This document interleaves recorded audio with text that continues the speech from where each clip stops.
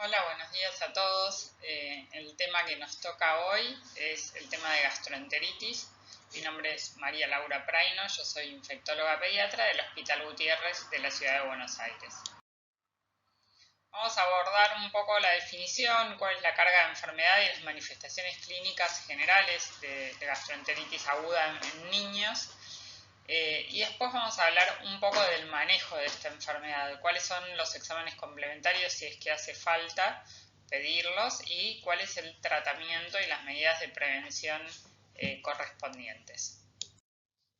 Cuando hablamos de gastroenteritis nos referimos a una diarrea con aumento en la fluidez, el volumen o la frecuencia de las deposiciones. A veces están presentes las tres situaciones y otras veces no.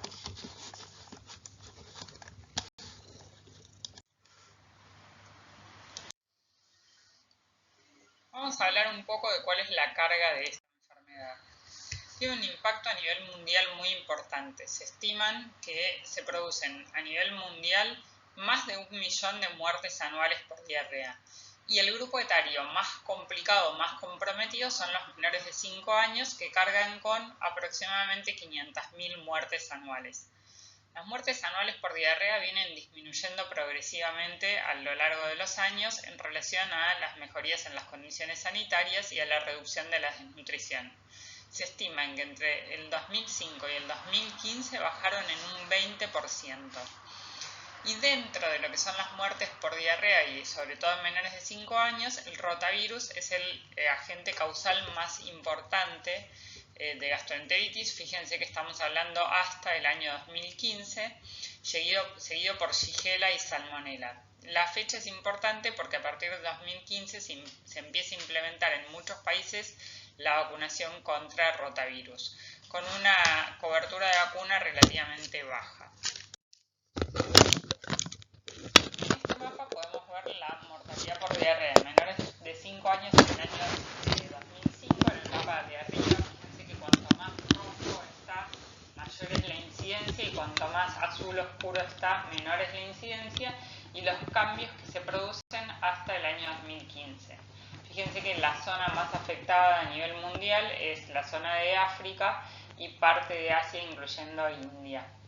Y después dentro de Latinoamérica, o sea, el nuestro norte argentino, Paraguay, Bolivia, parte de Brasil son las zonas más comprometidas. En este gráfico podemos ver la incidencia de diarrea en Argentina entre los años 2005 y 2013.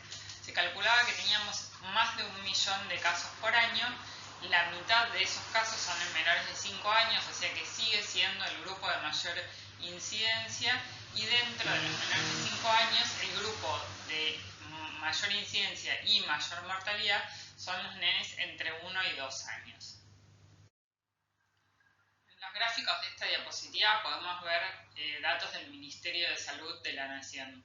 En el gráfico de la izquierda vemos la internación anual por diarrea en niños menores de 5 años, entre el año 2005 y 2010. Fíjense que la carga de enfermedad es muy importante. Estamos hablando de aproximadamente 25.000 internaciones por año en menores de 5 años. Y dentro de este grupo vamos a ver cuál es la mortalidad, que están graficados en el gráfico de barras a su derecha. Van a ver en azul los lactantes hasta 12 meses de vida, en color rosa los lactantes de 1 año y en color verde entre los 2 y los 4 años. Lo que vemos es que la mortalidad es más alta, o sea, la tasa de mortalidad es más alta en los menores de 1 año de edad. Bueno, hasta ahora vimos que la gastroenteritis aguda tiene un peso muy importante tanto a nivel mundial como dentro de Latinoamérica y en nuestro país, con una alta carga de enfermedad, o sea, muchos casos por año que afectan a toda la población, pero que afectan sobre todo a niños menores de 5 años. Ahora vamos a hablar un poco de cuáles son las manifestaciones clínicas que presentan los pacientes. En gastroenteritis aguda puede haber síntomas generales como fiebre, malestar general, cansancio, dolor de cuerpo. Va a haber síntomas abdominales como el dolor abdominal, que puede ser de tipo cólico en la mayoría de los casos, la diarrea y la presencia de vómitos. Según las características de la diarrea las vamos a dividir en acuosas o mucosanguinolentas cuando aparecen moco, pus o sangre, que son las diarreas que denominamos disentéricas. Más allá de estos síntomas puede haber otras manifestaciones clínicas que tenemos que pesquisar. Puede haber palidez cutánea, siempre hay que buscar la presencia de petequias. Puede haber exantemas, sobre todo asociado a gastroenteritis de causa viral. Puede haber alteración del sensorio, tanto en la diarrea provocada por Shigella como en aquella provocada por Escherichia coli productora de gigatoxina.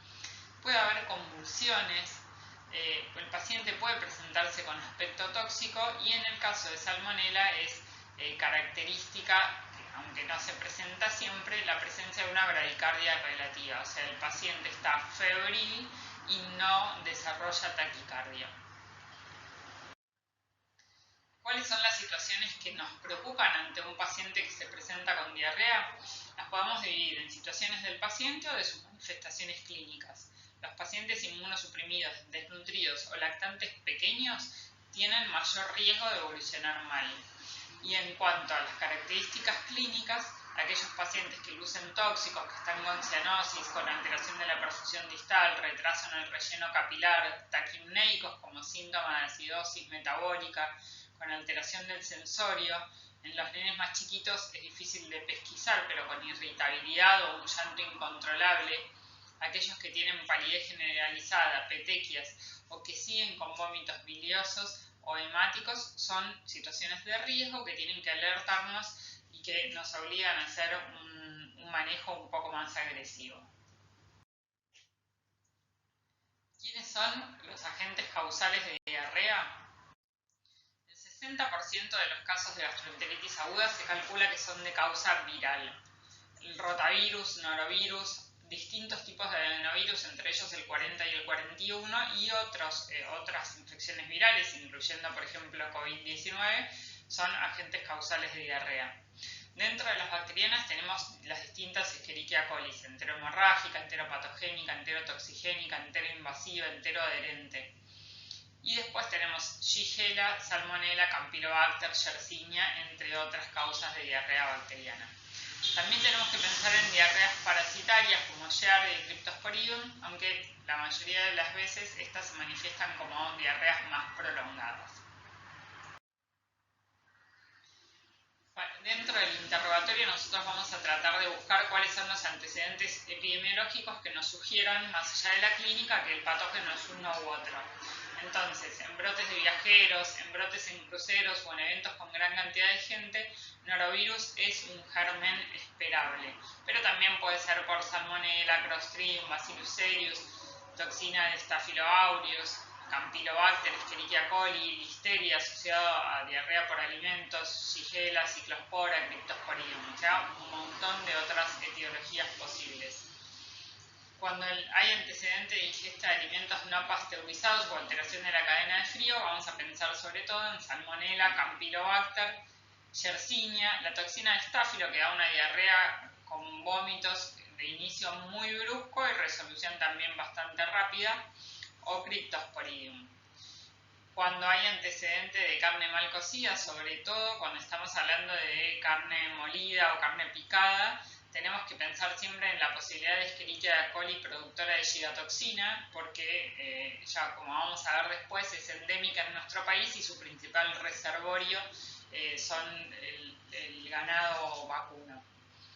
Y si estamos hablando de vegetales mal lavados, también puede ser por Escherichia coli productora de gigatoxina, pero puede ser por Salmonella, Ciclospora, Cryptosporidium, norovirus o listeria.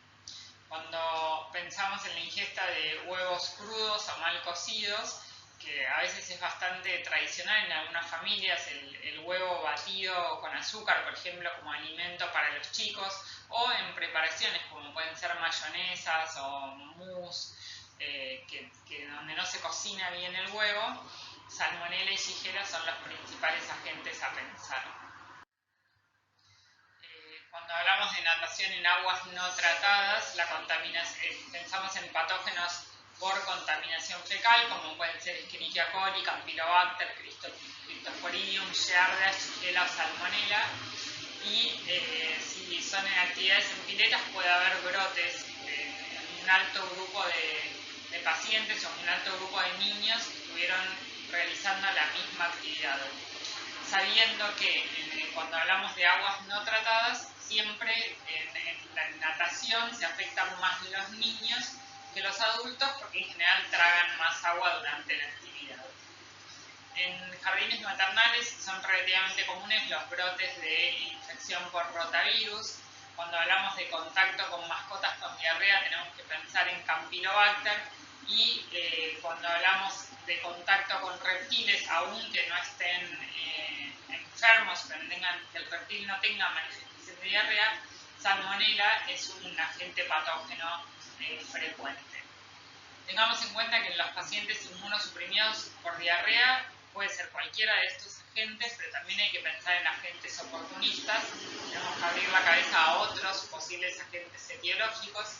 Y en pacientes que recibieron tratamiento antibiótico previo, la principal causa de diarrea es la diarrea no infecciosa por disbacteriosis, por alteración de la propia flora, pero también tenemos que pensar la posibilidad de diarrea por Clostridium.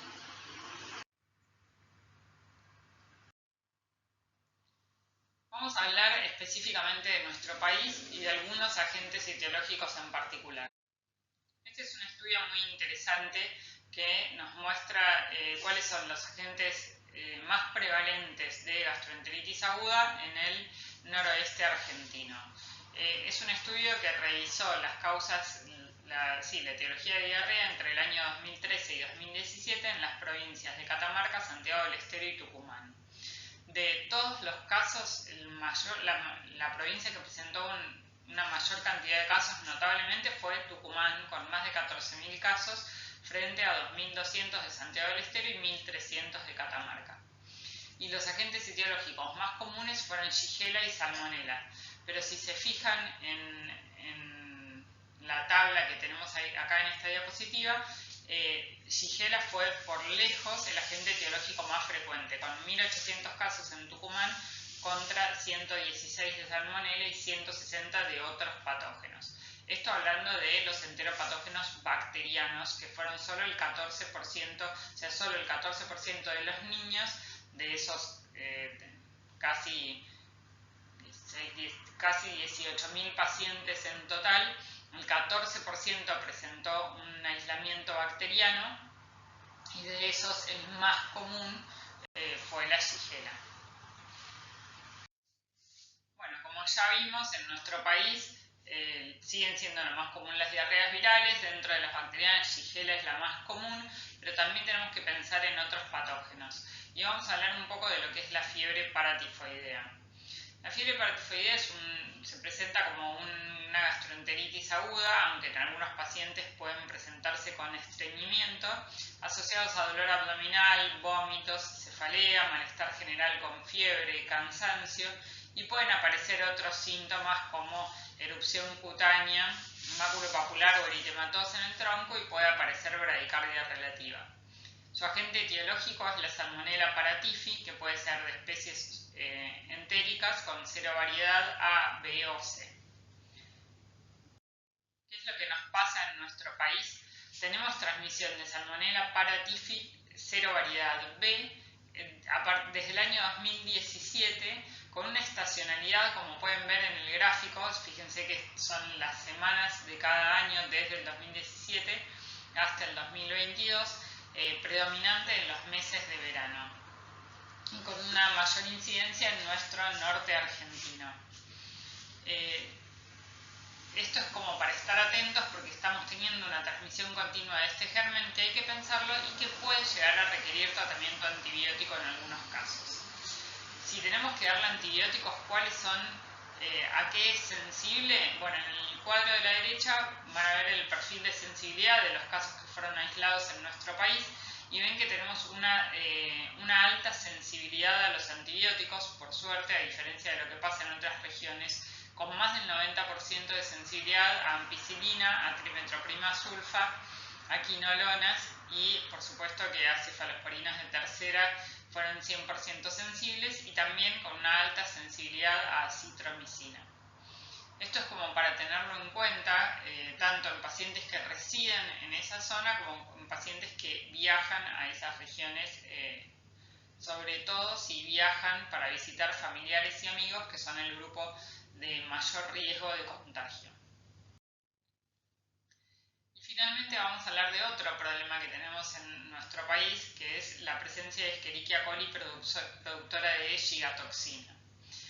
Esta Escherichia coli en particular está relacionada con la posibilidad de que se produzca un síndrome urémico hemolítico. Es una causa poco frecuente de diarrea y Argentina presenta, a diferencia de otras regiones del mundo, un patrón endémico, mientras que en otras regiones el patrón es epidémico. Nosotros tenemos la mayor incidencia mundial de síndrome urémico hemolítico y se calcula que más o menos, según las series, entre un 5 y un 10% de las diarreas sanguinolentas por STEC, por esta Escherichia coli productora de gigatoxina, pueden evolucionar a síndrome urémico hemolítico.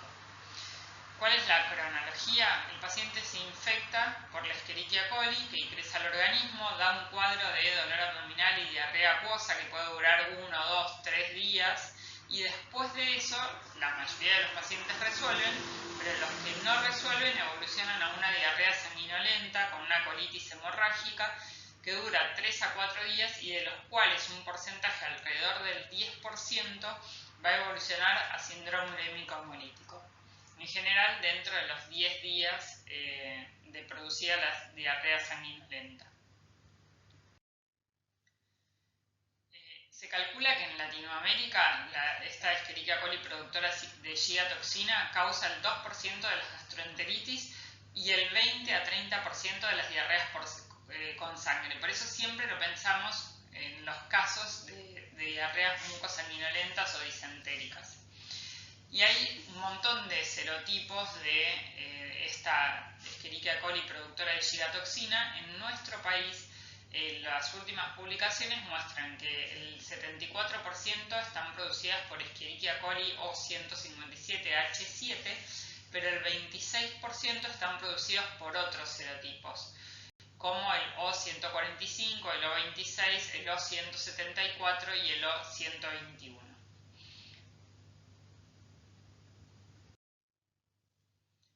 ¿Qué nos pasa a nosotros con el síndrome urémico hemolítico en Argentina? Estos son datos del Ministerio de Salud entre el 2014 y el 2020, inicio del 2020. Después cambió un montón durante el periodo de pandemia y recién se están actualizando los datos de post-pandemia donde hay mayor circulación de gente.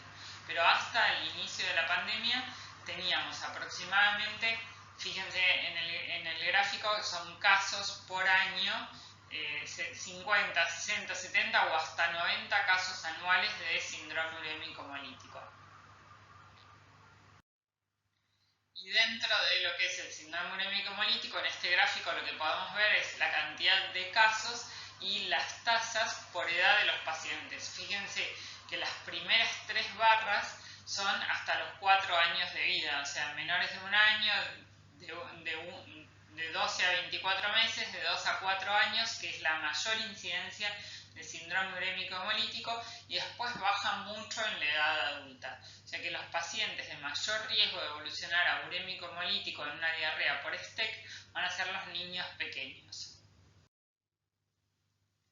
Bueno, y finalmente quería hablar algunas palabras de Shigella por ser el agente etiológico bacteriano más común. Y cuál es el impacto de esta enfermedad. Shigella puede presentarse como una diarrea acuosa o una diarrea disentérica y, como dijimos antes, puede presentar complicaciones extraabdominales como el compromiso del sistema nervioso central.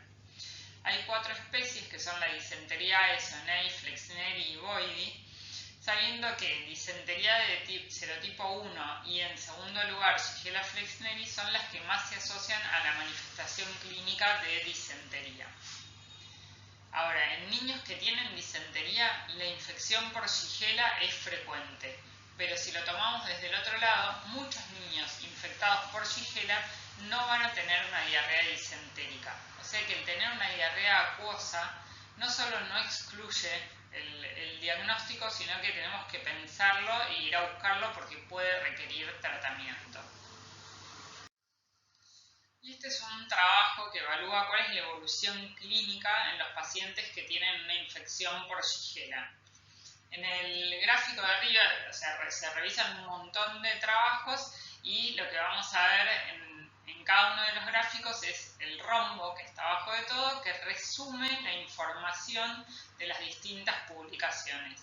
En el gráfico de arriba lo que vemos es la mortalidad por tener una infección por Shigella. Fíjense que los pacientes que tenían una infección constatada por Shigella tenían un riesgo de muerte más elevado, con un OR de 2,8.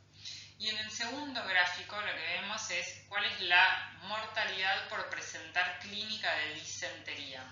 Y lo que se vio es que tener una disentería no aumentaba la tasa de mortalidad, pero sí tener una infección por Shigella. Es por esto que en la diapositiva anterior decíamos que aún en diarreas acuosas, en zonas donde hay transmisión de Shigella, como es nuestro país, hay que pensar en este agente patógeno y hay que ir a buscarlo porque sabemos que aumenta la mortalidad, tenga o no tenga diarrea con moco, pus y sangre. ¿Cómo manejamos un episodio de gastroenteritis? Tenemos 4 pilares: la hidratación y el manejo nutricional, que son los más importantes de todos y a los que prácticamente no nos vamos a referir en esta charla, porque son de manejo de todos los pediatras. Y después vamos a hacer algunos planteos respecto del tratamiento farmacológico y dentro de eso el tratamiento antibiótico, siempre teniendo en cuenta que la mayoría de los casos de diarrea resuelven solos, se autolimitan. ¿Qué sabemos? Cuando nos planteamos el tema de la hidratación tenemos que ver qué grado de deshidratación tiene ese niño, si tolera la hidratación oral. Lo que ha revolucionado la hidratación oral en las gastroenteritis agudas son las sales de rehidratación oral. Podemos utilizar eso para reponer pérdidas y tenemos que plantearnos en el momento de la guardia o de la consulta inicial si ese paciente requiere o no hidratación parenteral. Vamos a definir si para ayudar en esta hidratación tenemos necesidad de darle un tratamiento con antieméticos, que lo vamos a discutir un poquito después, y tenemos que definir si es necesario hacer exámenes complementarios, sobre todo para evaluar medio interno, acidosis metabólica, pérdida de electrolitos que necesiten reposición. Eso no lo vamos a abordar en la clase de hoy porque es muy de manejo clínico pediátrico y ustedes ya lo conocen. Respecto a la nutrición, está planteado que es importante aportar un adecuado aporte calórico y hay un montón de estudios que evalúan una u otra dieta y dentro de eso las dietas libres en lactosa son como famosas y lo que se ha estudiado, los metaanálisis grandes, lo que ven es que la dieta libre de lactosa podría tener algunos beneficios, pero sobre todo en diarrea prolongada, como que en diarrea aguda su impacto es mucho menos importante. Vamos a hablar un poquito de qué opciones de tratamiento farmacológico tenemos. El uso de zinc está recomendado por la Organización Mundial de la Salud, pero no hay una evidencia tan fuerte de cuál sea su beneficio. Este estudio que les traigo acá es un metaanálisis de Cochrane que se fija el uso de zinc oral para la reposición en niños con diarrea aguda. Revisa 33 ensayos clínicos que reúnen más de 10.000 pacientes pediátricos. Y dice que el uso de zinc podría reducir la duración de la diarrea en medio día, o sea, no tiene un impacto tan importante, pero que en desnutridos sí podría tener un efecto mayor, podría reducir hasta un día el cuadro de gastroenteritis, podría reducir el número de pacientes con diarrea prolongada y sobre todo en nenes más grandes, que en menores de 6 meses no encontraron una diferencia entre usar zinc y placebo y que sí lo que vieron es que el uso de zinc se asocia a vómitos en la población pediátrica. Entonces, no parece o por lo menos hasta ahora no hay suficiente evidencia para indicarlo en todo cuadro de gastroenteritis, pero en pacientes desnutridos o con riesgo de déficit de zinc se podría suplementar durante el episodio de gastroenteritis aguda. ¿Qué pasa con los antieméticos? Los pediatras usamos distintas opciones de antieméticos, sea la metoclopramida, el ondansetron, domperidona, dexametasona, dimenidrato, son los que usamos más comúnmente en la práctica clínica. Este y otros metaanálisis, pero este metaanálisis que les comparto ahora, publicado en el año 2020, evaluó la utilidad de los antieméticos para reducir los vómitos en niños con gastroenteritis. Y lo que vio revisando cada una de las publicaciones sobre cada una de estas drogas fue que el ondansetron, sea por vía oral o endovenosa, fue la droga más eficiente para reducir el número de vómitos, para evitar la internación y para evitar la necesidad de hidratación parenteral. Fue tan bueno el vía oral como el endovenoso, o según algunos de los trabajos fue aún mejor darlo por vía oral, y que no hay evidencia suficiente para recomendar el uso de otras de estas drogas en el manejo de los vómitos en gastroenteritis aguda. La limitación, me parece, del ondansetron en nuestro medio es su alto costo, entonces muchas veces lo utilizamos en internación, pero es difícil recomendárselo a los pacientes. Aún así, la verdad es que el beneficio no es tan taxativo y las diferencias de evolución entre un paciente medicado y no medicado tampoco eran tan groseras como para que se justifique tenerlo disponible en una guardia en forma rutinaria. Y después viene todo el grupo de los probióticos, que hay evidencia creciente o estudios, cada vez mayor cantidad de estudios sobre el uso de probióticos para distintas indicaciones. Yo les traigo dos trabajos, el de la izquierda es un ensayo clínico, el que tenemos a la derecha es un metaanálisis. En el ensayo clínico evaluaron niños de 3 a 48 meses cursando gastroenteritis aguda, es un número grande de pacientes, 1770 chicos, que los randomizaron a recibir placebo o un probiótico que combinaba Lactobacillus rhamnosus con Lactobacillus helveticus. Ellos en este grupo de pacientes no vieron diferencias ni en la duración de la diarrea, ni en el máximo de deposiciones diarias, ni en la hospitalización.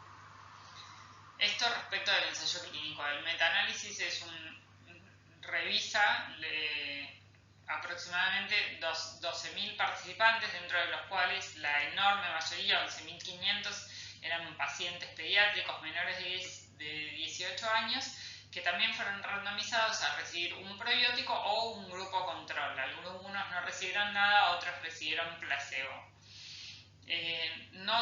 Y respecto del probiótico que recibieron, dependía de cada uno de los estudios, si bien el que más se usó fue el Lactobacillus rhamnosus. No hubo diferencias en gastroenteritis que durara más de 48 horas, tampoco hubo diferencias en lo que fue la necesidad de internación de los pacientes que recibieron o no recibieron probióticos, y cuando analizaron la duración de diarrea en niños hospitalizados, el uso de probióticos parecería acortar un poco el tiempo de evolución de esa diarrea. Pero en el tipo de metaanálisis que hacen ellos, lo que ven es que hay mucha heterogeneidad de los resultados en este punto.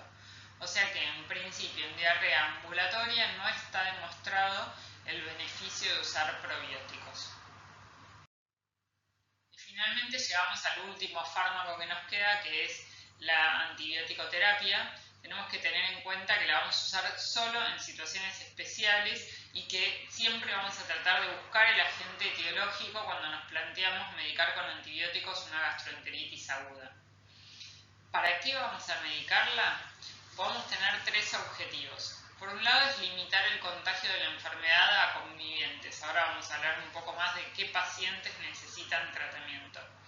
Vamos a darle un antibiótico para evitar la diseminación o el compromiso sistémico según condiciones propias del paciente, y le podemos dar antibióticos para reducir la duración de los síntomas.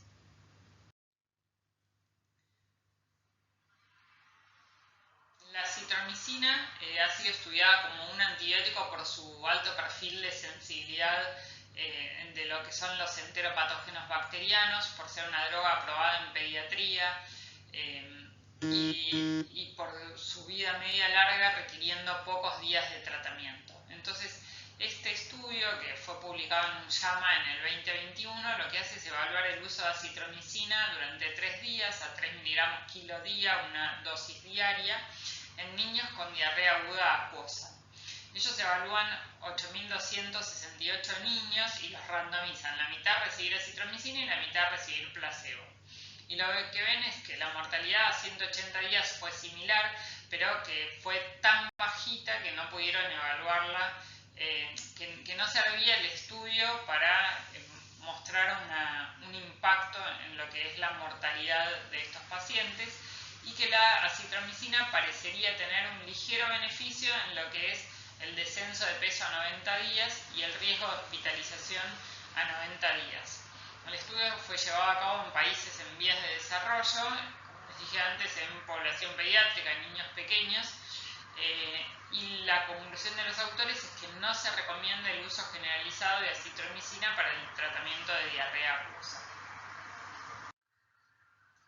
¿Cuál es el riesgo de usar antibióticos en diarrea seminolenta? Antes mencionamos que la Argentina es el país que presenta un patrón endémico de síndrome urémico hemolítico y que tenemos la mayor incidencia mundial de síndrome urémico hemolítico. Entonces hubo algunas publicaciones que hablaban de mayor riesgo de evolución a SU cuando se usaban antibióticos en diarrea por Escherichia coli productora de gigatoxina. Hay un poco de controversia en esto, pero yo les traigo este trabajo que es un Clinical Infectious Disease del año 2016 que evalúa el uso de antibióticos y el riesgo de SU en un metaanálisis en esta situación, en diarrea producida por STEC. Ellos evalúan todos los trabajos y llegan a la conclusión de que el uso de la antibiótico terapia en estos casos se asocia a mayor riesgo de síndrome urémico hemolítico con un OR de 2,24. Entonces, para nosotros, en nuestro país, donde la incidencia de Escherichia coli productora de gigatoxina es inusualmente alta y sobre todo en las presentaciones de diarreas mucosaminolentas, que es donde más queremos dar el antibiótico para acortar la duración de los síntomas, no podemos usarlo si no tenemos claramente descartado la presencia de STEC. Aún cuando tenemos un cultivo positivo para otro germen, como puede ser Shigella o Campylobacter, porque puede existir coinfección. Entonces, para resumir un poco el tema de los antibióticos, le vamos a dar antibióticos a los lactantes pequeños, a los inmunosuprimidos, a los huéspedes donde pensamos que puede haber una diseminación de la enfermedad fuera del tracto gastrointestinal. Le vamos a dar antibióticos a aquellos pacientes que viven en comunidades cerradas y donde queremos evitar la transmisión a otros convivientes. Y le vamos a dar antibióticos a un paciente en el que queremos acortar la duración de los síntomas, sobre todo en esas diarreas que son muy dolorosas o que se prolongan en el tiempo, como pueden ser las diarreas disentéricas que se asocian a cólicos muy importantes, a mucha intolerancia o disconfort del paciente, porque sabemos que darle antibióticos acorta claramente los síntomas en esos casos. Pero solo lo vamos a hacer cuando estamos seguros que ese paciente no tiene una infección por STEC. Y para esto tenemos que llegar al diagnóstico etiológico. Y siempre que vamos a dar un tratamiento antibiótico vamos a tratar de identificar cuál es el germen para tener no solo la identificación, sino también el antibiograma. Entonces, ¿cuándo es necesario buscar el diagnóstico etiológico? En diarrea en huéspedes inmunosuprimidos, en pacientes con desnutrición moderada o grave y en diarrea en lactantes menores de 3 o menores de 6 meses. Respecto de las características clínicas, en diarrea con moco, pus y sangre siempre vamos a tratar de buscar el agente etiológico porque sabemos que más o menos un 20 o 30% están producidas por STEC. Cuando los síntomas sistémicos son importantes, cuando hay dolor abdominal grave o cólicos o calambres abdominales muy importantes, cuando hay defensa abdominal o cuando la diarrea se prolonga, porque son todas condiciones en las que posiblemente el paciente necesite un tratamiento etiológico, y vamos a buscar el diagnóstico etiológico en niños que viven en comunidades cerradas, en brotes epidémicos o en viajeros de zonas endémicas. ¿Y cómo vamos a tratar de identificar el agente etiológico? Lo primero que podemos pedir fácil y muchas veces por guardia es el examen directo de la materia fecal para buscar leucocitos en materia fecal. Sabemos que están presentes en diarreas por Shigella, Campylobacter o Escherichia coli enteroinvasiva, y que están ausentes en algunas diarreas como puede ser Vibrio cholerae, Escherichia coli enterotoxigénica o enteromorrágica, Clostridium perfringens o Bacillus cereus. En otros casos, la presencia de leucocitos en materia fecal es variable. Y después vamos a tratar de buscar el agente etiológico mediante distintas técnicas. El coprocultivo es el método tradicional y que lo vamos a seguir solicitando y que nos permite tener también un antibiograma. Pero tiene el problema de que demora un par de días en estar el resultado. En diarreas prolongadas vamos a pedir un parasitológico fresco y seriado. Y después podemos usar otras técnicas. Podemos buscar antígenos virales, podemos buscar reacción en cadena de polimerasa, PCR para virus o incluso para genes productores de toxinas. Es esto lo que usamos, por ejemplo, cuando buscamos Escherichia coli productora de virotoxina, que pedimos el cultivo, pedimos algunos test rápidos o ELISA para identificación del agente y le pedimos una PCR para el gen que produce la gigatoxina. Podemos pedir PCR específica para algunos agentes, como puede ser rotavirus, norovirus, ya dijimos para el gen que produce gigatoxina, o podemos pedir paneles de PCR múltiple, como este que tienen a la derecha, que es nada más que un modelo, pero existen distintos paneles comerciales que permiten detectar rápidamente patógenos, tienen una sensibilidad muy alta comparado con los métodos tradicionales, permiten identificar toxinas y permiten identificar genes asociados a resistencia. No todos los paneles tienen lo mismo, pero ven que es una cantidad enorme de agentes etiológicos y si bien están buenísimos y los podemos pedir en algunas situaciones, siempre tenemos que evaluar cuándo. En general tiene que estar aprobado por un especialista, por un infectólogo y consensuado con el microbiólogo, porque el costo de estos exámenes es muy alto. En nuestra institución todavía no tenemos disponible el panel para materia fecal. Lo que hacemos es pedir PCR para algunos agentes en particular y sobre todo lo usamos en inmunosuprimidos y en diarreas en pacientes hospitalizados. En países del primer mundo se usa incluso para el paciente ambulatorio, pero para nosotros el costo es en dólares y es limitante en este momento. Entonces, se plantean el uso de reacción en cadena de polimerasa es lo que actualmente hoy tiene mayor sensibilidad y se plantea en pacientes graves, en pacientes hospitalizados o en pacientes con factores de riesgo importantes como puede ser el inmunocompromiso.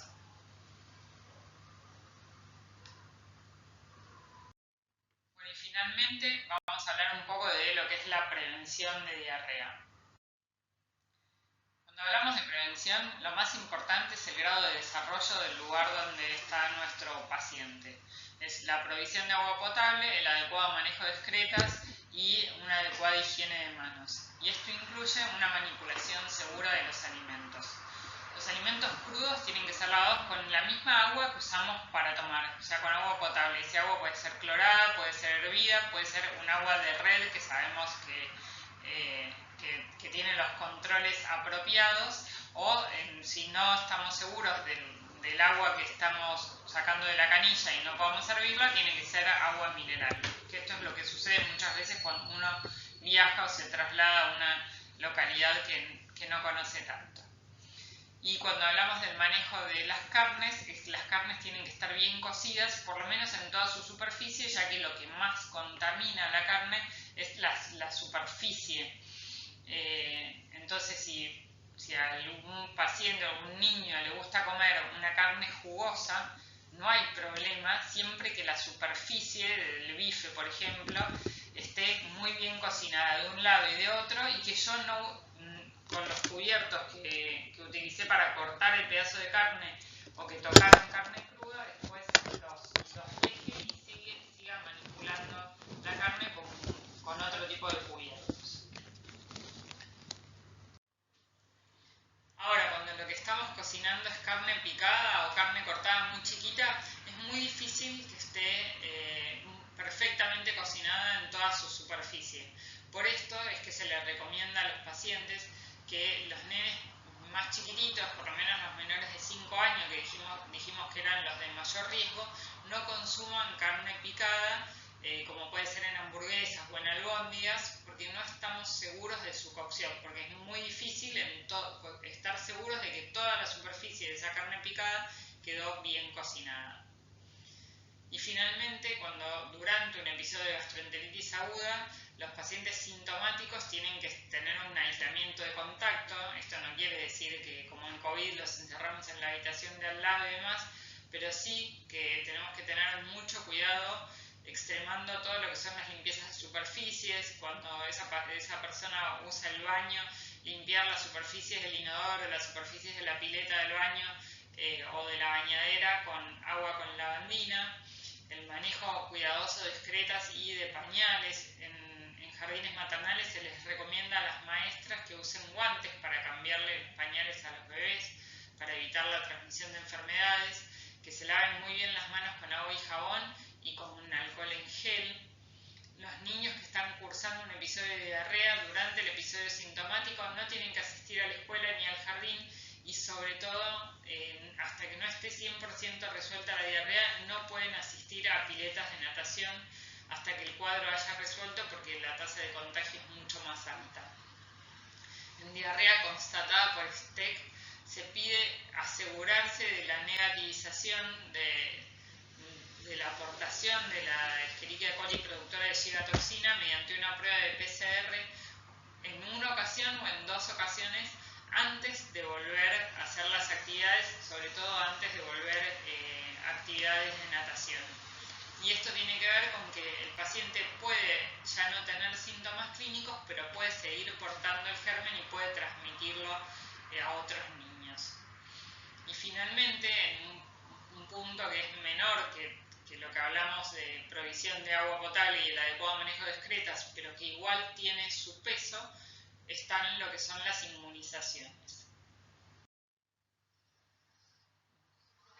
El rotavirus dijimos que era una causa muy importante y la principal causa de muerte en niños pequeños. Para el año 2015 se estimaban a nivel mundial 128.500 muertes por año en menores de 5 años.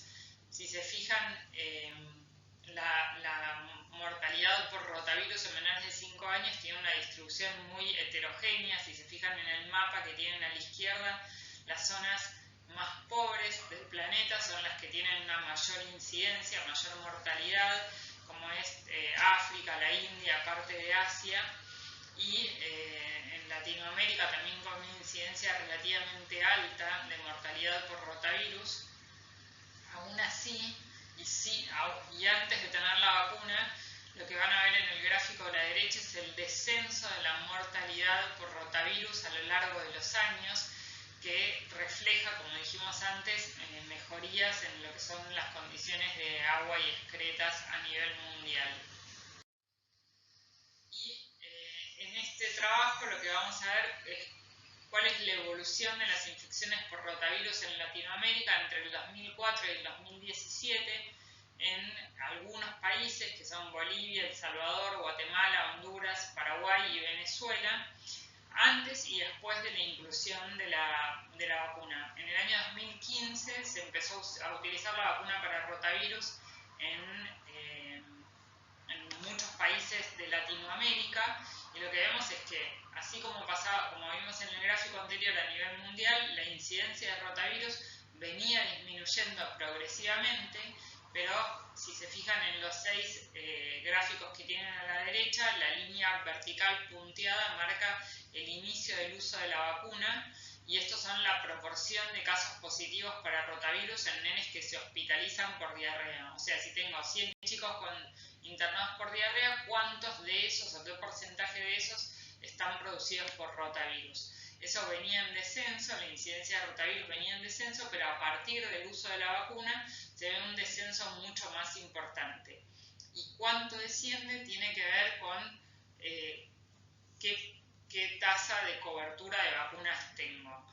Lo que ven los autores es que por cada 10% de la población target vacunada se produce una reducción de las internaciones por gastroenteritis por rotavirus que va del 4 al 21%, dependiendo de cada país y dependiendo de cuánto se vacune. O sea, una reducción del 4 al 21% por cada 10% de población vacunada. O sea que si yo logro vacunar a un porcentaje más alto de la población, la reducción va a ser aún más importante. En nuestro país, a partir del año de 2015, se incorpora la vacuna para rotavirus en 2 dosis, que va a ser, lo que se usa es la vacuna monovalente, que es la Rotarix, que se administra en 1,5 mililitros vía oral a los 2 y a los 4 meses de edad, porque lo que se trata es de apuntar al grupo de mayor mortalidad, que como vimos antes eran los niños menores de 1 año, y también por los efectos adversos de la vacuna, la segunda dosis tiene como edad máxima de administración los 6 meses de vida. Les pido disculpas, por algún motivo se me borró el texto de esta diapositiva, pero quería hacer algunos comentarios finales. Cuando hablamos de gastroenteritis aguda tenemos que pensar que es una enfermedad de muy alta prevalencia y que su prevalencia es mucho más alta en relación en países que están en vías de desarrollo, como son los países, por supuesto, de África y algunas zonas de Asia, pero también con una incidencia muy alta en Latinoamérica y con un impacto que está muy relacionado a la edad y que compromete sobre todo a niños pequeños.